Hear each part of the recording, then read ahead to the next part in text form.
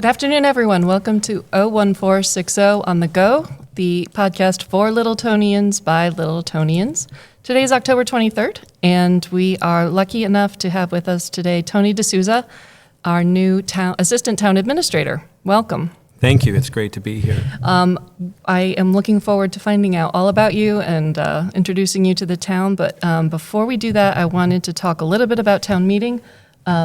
Jim and I have been, and you now, since you got here, have been working hard on this. And I just wanted to remind everybody, town meeting is October 28th, and that's on Tuesday evening. We're starting at 7 p.m. in the Littleton Middle School. And we will have 2 rooms available for everyone. And depending on which room you want to sit in, that's the room you check in. So if you want to be in the gymnasium, per usual, go straight to the gym. If you want to be in the cafeteria, in the overflow room, that's going to be more family-friendly with some activities for school-age kids in the back, go to the cafeteria and you can get checked in there, no problem. And there will be folks there, if you're planning on using the drop-off care and you registered for that, there will be folks that will help you find the right place to go to drop off your kids. So we look forward to seeing you there. And then again, on November 1st, we have town elections, and the year is only one item on the ballot, correct? I believe so, yes. Yeah, and that will be the authorization to move forward with borrowing on the Shaker Lane project. So again, for Shaker Lane, there are 2 votes necessary, one at town meeting, and that is a 2/3 vote, and one at town election on November 1st, on Saturday, and that is a majority vote. So now that we've got all that out of the way. Beauty. Tony, welcome. Thank you. It's a pleasure to be here. Yeah. To be here in town, finally. Yeah, we're thrilled to have you. So tell us a little bit about yourself. Sure. So Tony Sousa, and I started my career actually working in the State House. Okay. And way back when, worked on both the House and the Senate side, but always had this bug for certainly municipal service. Mm-hmm. And the opportunity appeared in Woburn as city planner. Okay. And that's sort of where I got my feet wet. And that was back in 2010 you started, right? That was roughly? way back when. That was in 2010. Yeah. That was in 2010. And was there for some time and had an opportunity had some great team there, just like here. Folks with great vision, passion for the community, and that's a theme everywhere I've been, and that's what I love. That's what I love about this town, too. And worked on some really neat projects, of course, and got to work with some great folks from the Redevelopment Authority and obviously the Planning Board and the Zoning Board and so on. Then an opportunity presented itself. I went over to the city of Everett before the big talk of some big project that was going on, the resort casino down there.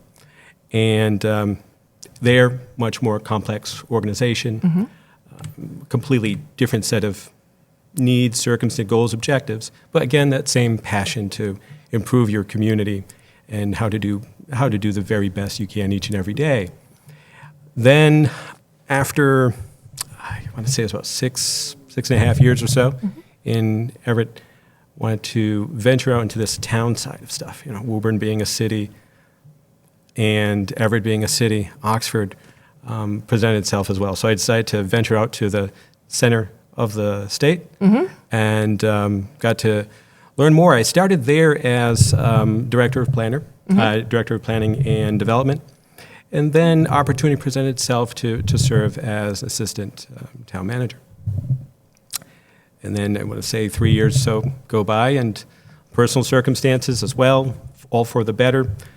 Opportunity here in Littleton appeared, and very grateful to make this transition, and hopefully, right, to build upon my experiences in the prior communities, to bring those skill sets here, and also to learn as well. This is a great community, and honestly, each and every day, wherever else I've been, I continue to learn more and more. And I think that makes me a better practitioner, whether, of course, a different hat now. No longer ATM, serving as ATA under Jim's leadership. But also even, I still have the planner bug in me too. It's in my DNA. But every day learn more and more and hopefully be able to better serve the public each and every day. So that's maybe a long synopsis of my background? No, that's a great There it is. synopsis. I think folks want to know, who's on the other end of the phone and who's, behind the curtain, so to speak, and helping us make the decisions that are made every day. So I think that's really helpful. In addition to all your work experience, you have a plethora of educational experience and degrees and certificates and qualifications. I know you've got your master's in public administration. Yes. And then in addition to that, you have some sort of municipal specific qualifications. Do you want to tell us a little bit about those? Sure. So actually I went to the University of Maine, and they had a program, no longer exists unfortunately, but get your bachelor's in public management. But before I actually started, I told my folks I wanted to be a teacher. I wanted to be a history teacher. Just my passion at that time. Yeah, great 2 calling. 2 years into it, I said, you know what? I really like this public management stuff. And small program, beautiful area of the state up in Orono, great faculty. It was a great opportunity for me. And I ended up leaving, with a bachelor's in teaching and kind of, saving that if I ever need it in the future. Yeah, sure. And also in public management.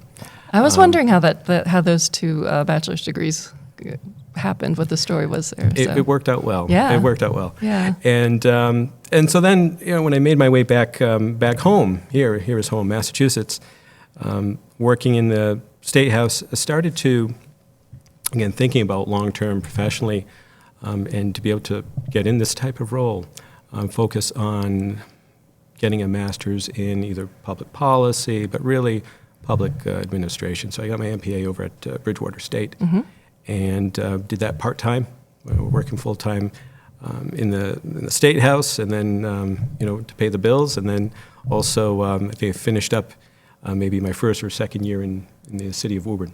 Okay. And so then I'm practicing, right? I'm out there, and I'm all about those that know me, and Jim knows this too. I'm very passionate about professional development, and always, as you see me, I'm taking notes. I'm at home. My bookshelf is filled with a ton of books on development and management techniques and all that stuff. Yours too? Yes. and I love to compare notes and all of that.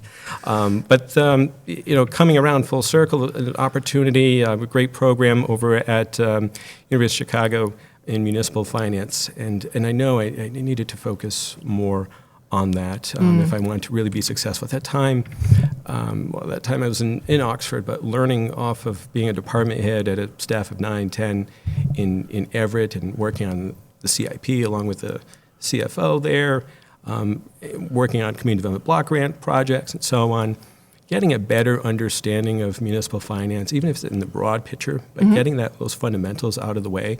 I felt there was some gap, no criticism of my formal education in the past, but I felt there was a need for me at least to improve. And the same as such too, the MCPPO. So being a certified public procurement officer here in Massachusetts, that came to be when working through a series of capital projects, traditionally open space projects and trails and small facilities fall under the planning and development realm in Everett. And I felt the need to, again, I want to make sure I have a good understanding. I don't just want to wing it. I really want to know. Oh, no, winging what it I with public need to know. purchasing is not the way to do it. Exactly, Yeah. exactly. So I also moved forth with that as well. Yeah. And even the AICP, again, certification, but having that formal dedication, and again, to be a certified AICP, American Institute of Certified Planners. So having that formal credential behind me shows a commitment to professional development, shows a commitment to leadership and ethics and so on. Those are all obviously critically important to what we do, and as a core value, critically important to all of us and important to me. And so that's that on the I don't know if we call them the alphabet soup of all these acronyms and so on. But they're not done. You still go out and get your trainings and certifications, and I love talking about best practices. I love also being able to explore and implement best practices whenever I can. and all that gives me that opportunity, right? Going out and to the various trainings and participating in various webinars and just being a part of the community of leaders that we have here in Massachusetts and throughout. So it's awesome. I'm starting to see why Tony made so much sense to you with that passion for professional development. That's Yes. something you two share. Yes, thank you. Yeah. So let's talk a little bit more about what you were what assistant town administrator does, and what you'll be doing here specifically in Littleton. Sure. And Jim, Yeah, sure. if Tony gets it wrong about what he's going to be doing in Littleton, you can jump in. Or add it to the list. There right? you go. No. So in my mindset, serving as an ATA, it's an critically important leadership role, and to serve under the direction of Town Administrator Duggan is a great experience for me. But what does that experience look like from the day to day? It's a whole range. So we'll talk about financial planning, capital planning, and so on. We'll talk also in broad discussions and also fine-tuning into various capital plans and so on. Deep into the right? weeds, sure. Deep into the weeds. Also the HR component as well. And certainly from our bubble, from our sphere. And working alongside, really at the end of the day, to ensure that the community's goals, the objectives are being implemented, that they're being carried through. Whether it's the full burden on our office, spread throughout various departments, whatnot, ensuring that those goals are being sought through. That's at least in my sphere. For me, the transition is also interesting from working in a TM, town manager's office, to a town administrator's office. Yeah, and that's something you both share too. Exactly. Yeah. And it's so there's a learning curve. I'll be honest, even for me, of Sure, course. I would assume. And that's also another thing that I love. I talk about these things, the lenses, right? And having a different lens, it only makes me a better person from one place to the other, I think. Certainly, I hope that's been my track record.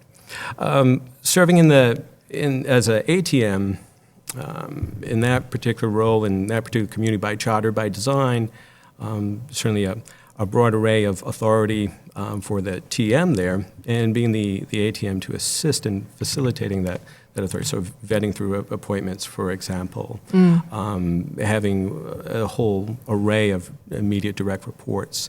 And each community structures it a little differently. Yep. But in a nutshell, that's what we would function under, what I've functioned under in that experience. Coming here to Littleton also has its own set of structure and authorities and so on. And being under the TA, I'm really looking forward to being of service any way that I can, and also just being a student, learning the nuances and where various scopes and authorities, and basically how do we get things done in this format of government? Because no It's two fascinating. towns, no two cities do things the same way. Is Correct. what I've learned. And Correct. You throw a ball 5 miles away, and you'll hit another town or two, and they will do things in a very different way than everyone else. So And to me, that is so fascinating, and it's so true. It's Yeah. so true, right? And you have to come into this, what I share with others, when I have had the opportunity to bring folks on board in the other communities, I say listen and learn, and that's what I do as well. And I'm looking forward to it, really am. So. It's great. Tony's adapted really well. He's made some great suggestions. Some of his experiences he's been able to share with me that have a different perspective, and which is very valuable in shaping how we could potentially be accomplishing things going forward. The one thing that I find, Tony, I don't know if we haven't even discussed this, but you were at the state level. I did a short 4-year stint in the Baker Polito administration, and I was dying to come back to the local level.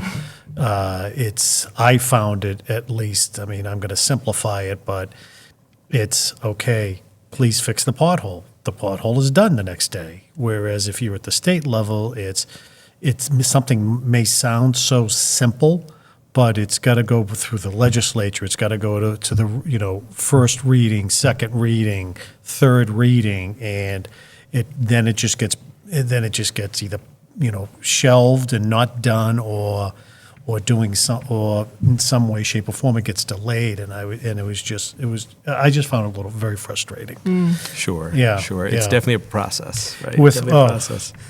Without a doubt. But your planning background, clearly, your certifications were just so attractive to me, because one of the things that we were looking at, the team was looking at, was, do we want someone with a strong HR background or a financial background, and then Tony's planning background really just stood out for me, and when I was looking at things, and I was very optimistic, and I was very happy with the interview, and I thought it went very, very well, and it made my mind up to shift away from potentially looking at an HR strength that someone would bring in to now a planning component, which I think was going to support Myron and Cooper. And Myron actually had expressed to me, planning director, so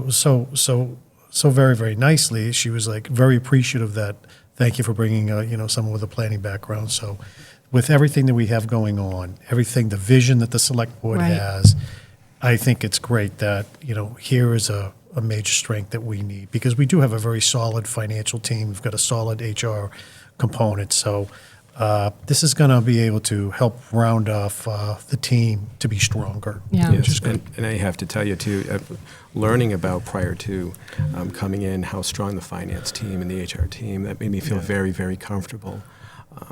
Sometimes I use the example of a guy with an MPA.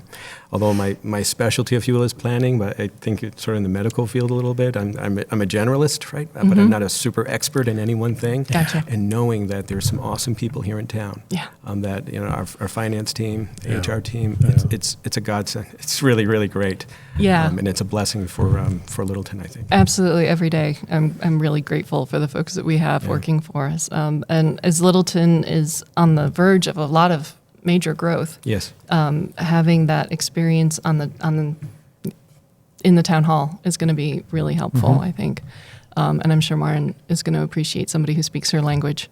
Yeah, it's a different language a little bit. Right? Yeah, without a doubt. But something that you really felt the select board had felt was so important as part of the goals was the Citizens Academy that you want to do. Yes. And Tony's going to be the lead and take that and run with it. And we're excited to get that up and running and started, and really and hopefully we'll have a good response from Littleton residents to join us. Yeah, and the just as an explainer, the Citizens Academy idea is that it's really not straightforward at all how things get done in our town, and by whom and when.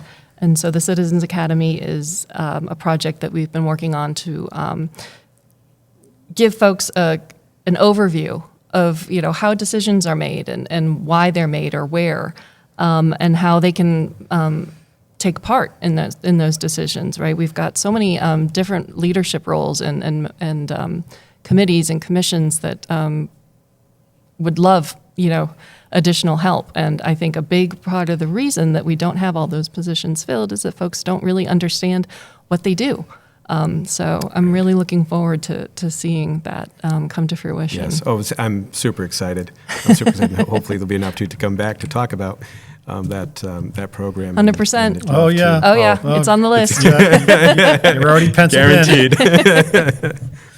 So, well, on that note, we'll say thanks very much for coming onto pleasure. the podcast, and thanks for joining our team. We're really excited to have you. Thank you. It's great to be here. And just one more reminder, folks, October 28th, Tuesday evening, 7 p.m. is special town meeting. We're in the middle school, and then we are having an election on Saturday, November 1st. That is also at the middle school. Please take part in both of those decision-making opportunities for the town. Thanks very much, and we'll see you in a couple weeks. you.